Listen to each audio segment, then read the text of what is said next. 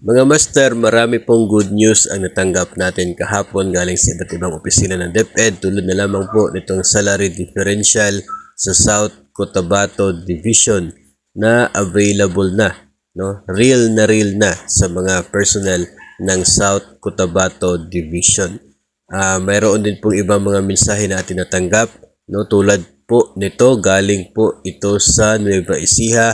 Available na, real na ang kanilang performance-based bonus or PBB sa SDO Nueva Ecija.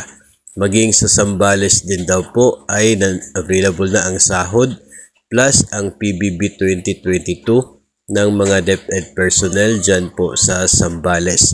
Maging ito, Nueva Ecija pa rin, no? Available na, positive na po today ang PBB sa Nueva Ecija.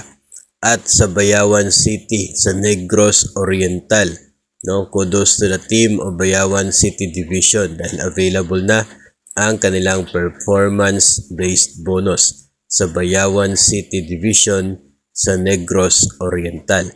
Maging ito rin galing din po sa Surigao del Sur, the salary differential from January to August plus ang mid-year bonus differential, claim na daw nila last August 22 pa sa Surigao del Sur Division. At ito rin galing din po sa Bulacan, no? Available na yung salary plus PBB.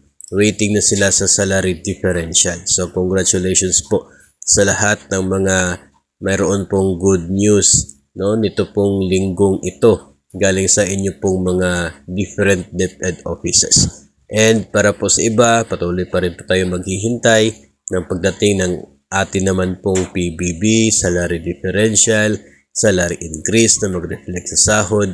No, siguro naman po ay paparating na yon dahil marami na po ang mga mayroong SARO at NCA para doon sa dagdag pondo na gagamitin sa implementation ng first tranche. From DBM po yun, papunta sa iba't ibang opisina ng iba't ibang government agencies. Kaya siguro hopefully, no, ay malapit na nadarating yung mga ganun pong mga benepisyo for the different personnel ng gobyerno.